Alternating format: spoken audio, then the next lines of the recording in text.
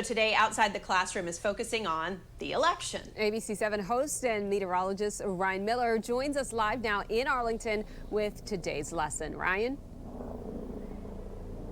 And Michelle, Allison, we talked and took on the Electoral College, a topic that I really didn't know too much about in terms of the history and the process. And there's a few things that we covered today on Outside the Classroom. I'd love to go over them with you as part of the Constitutional Convention. And we learned about all of these things from expert Dr. Kevin Butterfield from George Washington's Mount Vernon, joined us on the show and gave us all the history here. 1788, 1789. That's when the system was put in place, the Electoral College. We don't necessarily know why it's called college. There is no exact history on that, but here's how it works. You take the number of senators, and that's 2 per state, plus the number of representatives, and that equals the number of electors in the Electoral College. So each state has a number of electors. Those electors then ultimately decide and are really the ones that make the decision ultimately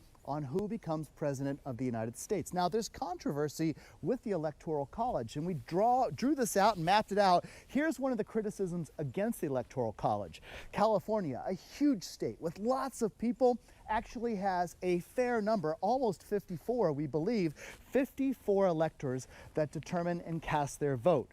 Now, Wyoming actually has just a few, in fact, only 3, because there's 2 senators and a representative.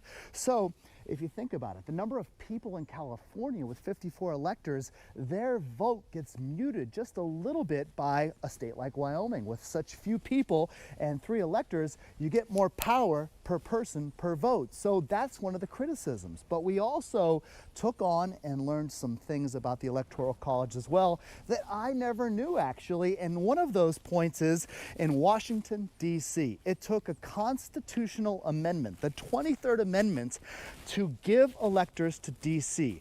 And that occurred in 1961. And then ultimately here, people that live in D.C. have a vote, and that those electors from D.C. will ultimately get together and then help to determine the president. Now, one last thing before we head to break or head back to the studio. There have been 2 presidents that have been determined and actually elected not through the Electoral College. And that was in 1800 when Thomas Jefferson was running against Aaron Burr.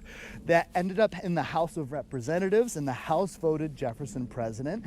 And then in 1824, John Quincy Adams was taking on Henry Clay and Crawford and Andrew Jackson. And in 1824, the House of Representatives had to determine that John Quincy Adams was going to be president. So 2 presidents not elected through the Electoral College. And that's the whole premise of Outside the Classroom, to keep learning going, to take on topics that are unique and interesting. And all things considered, with Election Day tomorrow here, that's one of the reasons why we did the show. Alice and Michelle, back to you. Pop quiz at 5 o'clock. You've been warned. All right, thank you, Ryan.